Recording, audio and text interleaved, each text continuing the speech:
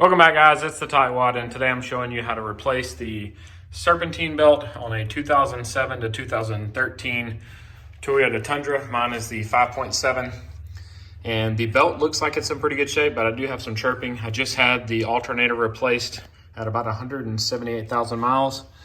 So today I'm going to be showing you how to remove the old serpentine belt correctly and how to get the new one on. It's a little bit tight fit in here, so we are going to be doing some of the work from the bottom. So the first step is to remove the skid plate. To remove the skid plate, you have 4 bolts. One here, and then on the back side, you're gonna have one here, and one here.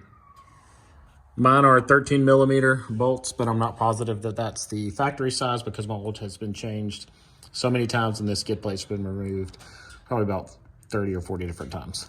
Once your skid plate's off, you need to get a 14 millimeter socket and put it on this pulley right here and push back towards the fan to move it. And then you can slip an Allen wrench in the little hole right here to hold the tension off of the belt.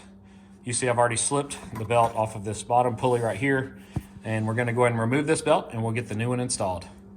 I got the old belt off, and now I'm going to reach down and see if all the pulleys spin freely. So that one's good. That one's good. Give your fan a spin. Just make sure there's no grinding or noise coming from them. So those 3 on this side are good. I'm gonna move to the other side. And I'm gonna get under the bottom and try to spin the last 2 down there. So let's give the idler a spin. This one here is not going to spin. This is your alternator right here, and it's going to spin a little bit less freely, but it still should spin. Here's a look at the routing diagram for the belt on this Toyota Tundra. I started with the pulley just to the left of the fan pulley because it seemed to be the hardest to get to, and then I worked my way over to the right side, and then I went to the left and then finished underneath so that I could remove the Allen key that was holding the tensioner pulley out of the way and added the tension back to the belt.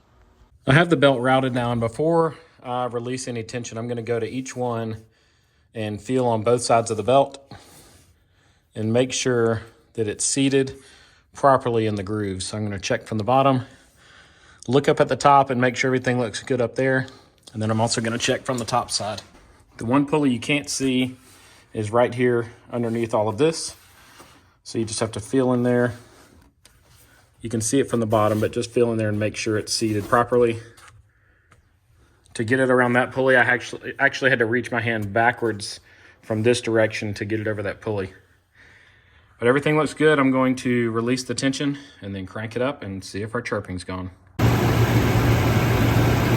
Everything's back in place.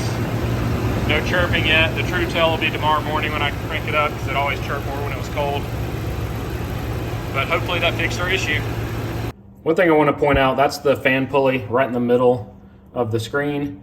And you'll see that the belt actually rides on top of that pulley. So look past the part with the gold and white writing there, and you'll see the rib side of the belt, that's the inside of the belt, is on top of that pulley. So you do not have to feed the belt around the pulley. I know that seems daunting whenever you're thinking about changing the serpentine belt, but the routing of the belt is actually very easy.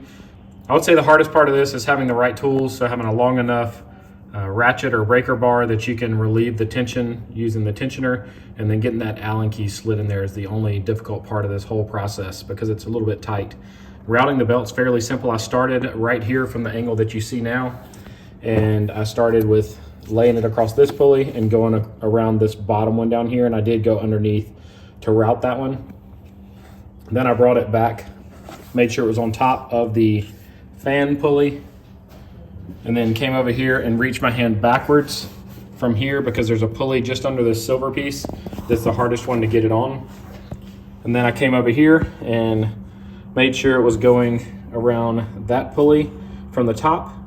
Then I went under the bottom and routed it around the other pulleys down there, and just make sure that rib side up on slick pulleys, rib side down on ribbed pulleys, and you're good to go.